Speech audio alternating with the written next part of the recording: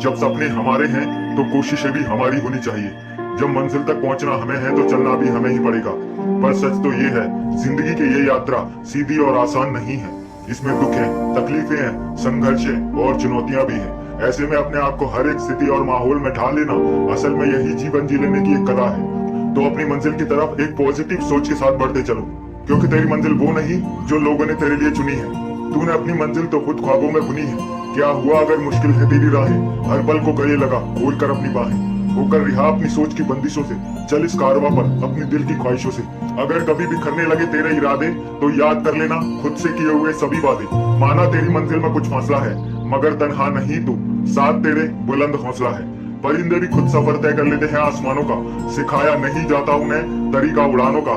मंजिल मिल ही जाएगी तुझे एक दिन, गुमराह तो वो लोग हैं जो घर से निकले ही नहीं। ऐसे लोगों को जीत कर दिखा दो जो तुम्हारी हार का इंतजार कर रहे हैं। ये मंजिल मिली है तो कुछ करके दिखाओ, अगर आज वक्त खराब है तो इसे बदल कर दिखाओ।